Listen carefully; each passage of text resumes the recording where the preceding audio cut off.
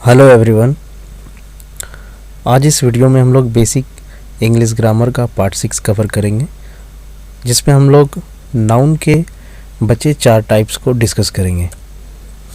इससे पहले मैंने पार्ट 5 में पार्ट्स ऑफ स्पीच के बारे में और नाउन के टाइप्स में से प्रॉपर नाउन के बारे में डिस्कस किया था। देखो, अगर आपने पार्ट 5 को नहीं देखा है तो पहले आप उसे ज़रूर देखें, क्योंकि उसमें मैंने शुरुआत से बताया हुआ है कि हम लोग को क्या पढ़ना है, किस तरह से पढ़ना है, और इंग्लिश ग्रामर का बेसिक जो जर्नी है वो पार्ट 5 से किस तरह से स्टार्ट हो रहा है। और उस वीडियो में मैंने प्रॉपर नाउन के बारे में भी बताया है। इसमें हम लोग देखते हैं कॉमन नाउन, और कॉमन नाउन से आगे जो भी नाउन है उनके बारे में भी बात करेंगे। देखो, कॉमन नाउन किसे कहते हैं, नाम से ही ये क्लियर है कि कॉमन नाउन कोई भी एक पर्सन, प्लेस या थिंग्स, सामान हो या जगह का नाम हो या किसी इंसान का नाम हो, ठीक है। इन सभी का जब एक कॉमन नेम दिया जाता है, जिसके बोलने से किसी स्पेसिफिक पर्सन या प्लेस या थिंग का रिप्रेजेंटेशन ना हो या फिर संबोधन ना हो, तो उस केस में वो कॉमन होता है। एग्जाम्पल से ज़्यादा ये क्लियरिफाई हो जाएगा। देखो, यहाँ पे जो वर्ड्स है, book, pen, river, mountain, train, ठीक है, बर्ड्स, एनिमल, सिटी और भी कई सारे नाम आप खुद से ऐड कर सकते हो, ठीक है। बॉय, गर्ल, ये भी आप ऐड कर सकते हो। तो अगर मैं बात करूँ रिवर का, ठीक है, तो रिवर जो है वो कॉमन नाउन होगा। क्यों होगा? क्योंकि रिवर को बोलने से ये नहीं पता चलता कि किस रिवर के बारे में बात हो रहा है।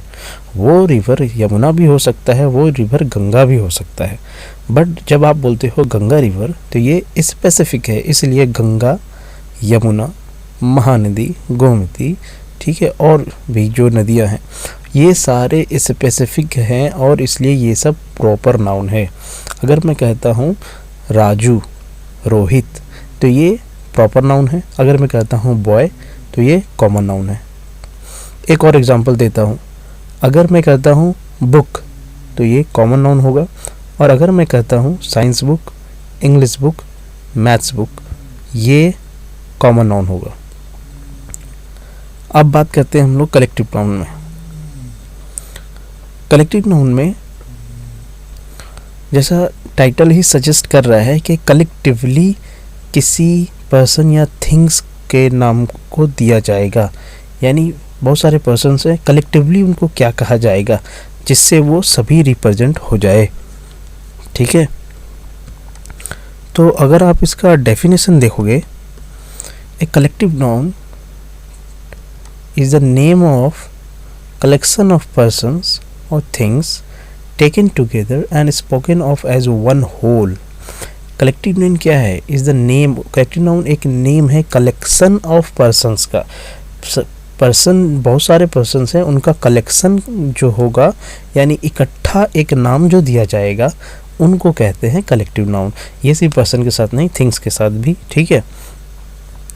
एग्जाम्पल पहले देखते हैं। जो एक क्या होता है कि ग्रामर में या कोई भी चीज़ अगर आप पढ़ रहे हो, तो अगर आपको एग्जाम्पल नहीं समझ, अगर आपको कंसेप्ट नहीं समझ में आ रहा है तो आप एग्जाम्पल देखिए। एग्जाम्पल से बहुत चीज़ें क्लियरिफाई हो जाता है, ठीक है। तो ये देखो, army, collection of soldiers, pack, collection of dogs, bunch, collection of keys और grapes, fleet, collection of ships and cars. तो जब सोल्जर्स इकट्ठे हैं तो कलेक्टिवली उनका नाम हम लोग इंग्लिश ग्रामर में आर्मी कहते हैं।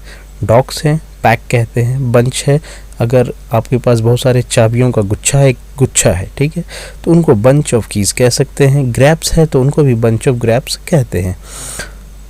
इसी तरह से ये मैंने कुछ यहाँ पे लिस्ट बना रखा है, और ये लिस्ट इसलिए बनाया है क्योंकि स्टूडेंट्स को बहुत बार फिक्स कलेक्टिव नाउन याद रहता है, 5-6, ठीक है, जिसकी वजह से अगर क्वेश्चन में कुछ और आ जाए तो उनको ये नहीं पता होता ये कलेक्टिव नाउन है या नहीं। इसलिए मैंने यहाँ पे कुल टोटल 26 कलेक्टिव नाउन लिखा है। देखो, कुछ को मैं कुछ पे मैं बात कर लेता हूँ। जैसे नंबर 1 है एन आर्मी ऑफ बटालियन और रेजिमेंट ऑफ सोल्जर्स। तो सोल्जर्स के रेजिमेंट को या बटालियन को, ठीक है, आर्मी बोल सकते हैं आप। सोल्जर्स के रेजिमेंट को, या बहुत सारे सोल्जर्स है उनको आर्मी बोल सकते हैं, ठीक है, बटालियन बोलते हैं। दूसरा है एन आर्मी ऑफ एंड्स। देखो चींटिया के बारे में आप सुने, चींटिया जब एक ग्रुप में चलती है, एक कलेक्टिवली जब उनको नाम दिया जाता है तो वो आर्मी हम उनको भी कहते हैं। तो सिर्फ आर्मी सोल्जर्स को कहना आप सोच रहे हो ये सही नहीं है। और ध्यान रखने वाली बात ये है कि एक कलेक्टिव नाउन सिर्फ किसी एक चीज़ के लिए फिक्स नहीं है। जैसे मैंने ऊपर देखो, सोल्जर्स के लिए आर्मी और एंड्स के लिए भी आर्मी, ठीक है। फ्लावर्स के लिए बंच है, बुके है, इसको हम लोग बुके पढ़ते हैं। देखो स्टिक में बंडल बोला जाता है, अ बंडल ऑफ स्टिक्स, यहाँ पे स्टिक्स होना चाहिए। A bundle of sticks, clump of tree, crew of sellers, flight of birds, ठीक है। आगे देखो, तो अगर आप ये नोट डाउन करना चाहो तो नोट डाउन कर सकते हैं। उसके बाद हम लोग देखते हैं material noun. Material noun is a substance और अ मटेरियल और an ingredient that we can see and touch. देखो यहाँ पे ना एक एंड छूटा हुआ है, तो इसको आप लोग देख लोगे। And which is use for making things, they are usually uncountable noun. देखो मटेरियल नाउन सिंपल है, नाम से ही कि मटेरियल होगा। मटेरियल क्या होगा, इससे किसी चीज़ को बनाया जाएगा। और दूसरा बात, मटेरियल नाउन में ये कहा जाता है कि इसको गिना नहीं जाता, यानी आप इसको गिन नहीं सकते। फॉर एग्ज़ाम्पल राइस है, तो राइस को आप काउंट नहीं करोगे, ठीक है। तो इन सभी तरह के वर्ड्स को, इन सभी तरह के नाउन्स को मटेरियल नाउन के अंदर रखा गया है, यानी उस कैटेगरी में रखा गया है। और उसके बाद इम्पॉर्टेंट बात ये है मटेरियल नाउन में कि मटेरियल नाउन से पहले आर्टिकल ए एन या ए का यूज़ नहीं करते हैं, ठीक है। मटेरियल नाउन के पहले आर्टिकल ए या ए एन का यूज़ नहीं करते हैं। मटेरियल नाउन क्या होता है, एक सब्सटेंस होता है, या मटेरियल खुद होता है, या इंग्रेडिएंट होता है जिससे दूसरा सामान बनाया जाता है। चलो एक एग्जांपल से समझाता हूँ कि कैसे बनाया जाता है, ठीक है। ग्लास आपने देखा है, देखो यहाँ पे मैंने ग्लास का एग्जांपल लिया है। तो ग्लास से विंडो बनाया जाता है। बहुत सारे लोग के विंडो आपने देखे होंगे कि वो ग्लास का बना होता है। तो ग्लास एक मटेरियल है जिससे विंडो बनाया जा सकता है, ठीक है। वुड है, देखो बहुत लोगों को ये मिसअंडरस्टैंडिंग होता है कि वुड जो है वो मटेरियल नाउन कैसे हो सकता है, ठीक है। मटेरियल नाउन है प्लस ये अनकाउंटेबल नाउन है, ये ध्यान रखो। और विशेष में यानी एडवांस में कि मटेरियल नाउन में कितना कौन कौन काउंटेबल होगा, कौन कौन नहीं काउंटेबल होगा, इसके लिए मैं लास्ट में इसी जब तक ये नाउन ख़त्म नहीं हो जाता उसके लास्ट में थोड़ा सा नोट मैं इस पे ज़रूर लूँगा, ठीक है। अभी ये बताना सही नहीं है क्योंकि ये बेसिक सीरीज़ है, तो लास्ट में इसके बारे में थोड़ा सा डिटेल में दूंगा जो थोड़ा कन्फ्यूज़न दूर करेगा, ठीक है। और लास्ट जो हमारा नाउन का टाइप है वो है एब्स्ट्रैक्ट नाउन। एब्स्ट्रैक्ट नाम से आपको पता चल रहा होगा आई थिंक कि एब्स्ट्रैक्ट मतलब ही होता है something which can not be touched, something which can not be seen, जिसको आप नहीं देख सको, ठीक है, टच नहीं कर सको, लेकिन हाँ फील कर सको, इसको बोलते हैं एब्स्ट्रैक्ट।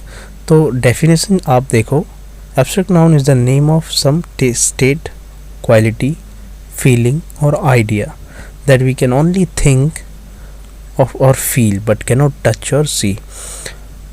एब्स्ट्रैक्ट नाउन में याद रखने वाली दो बात ये है, ठीक है, कि उसको टच या सी नहीं किया जा सकता, यानी देखना आप देख नहीं सकते और उसको छू नहीं सकते। और तीसरा बात ये रखो कि उसको सिर्फ फील करना है।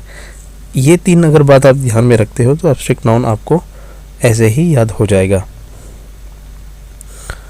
कुछ एग्जाम्पल देखते हैं, जैसे हीट है, ब्यूटी है, ट्रुथ है, लव है, एंगर है, हाइट है, ये सब एब्स्ट्रैक्ट नाउन है। देखो, we can feel heat but we can not touch और सी इट। हीट जो है आप उसको फील करते हो, ना कि टच करते हो, ना ही देख सकते हो। एक एग्जांपल देता हूँ, अगर कोई चीज़ गर्म है, एक प्लेट है, ठीक है, प्लेट गर्म है, प्लेट को छुओ तो आपको गर्म लगेगा, अगर वो प्लेट गर्म है तो ऑब्वियसली। तो आप ये ना समझो कि आपने हीट को टच किया, ठीक है, आपने ऑब्जेक्ट को टच किया और आपने हीट को फील किया, ठीक है। अब एब्स्ट्रैक्ट नाउन को बनाते कैसे हैं? देखो, एब्स्ट्रैक्ट नाउन बनाने के लिए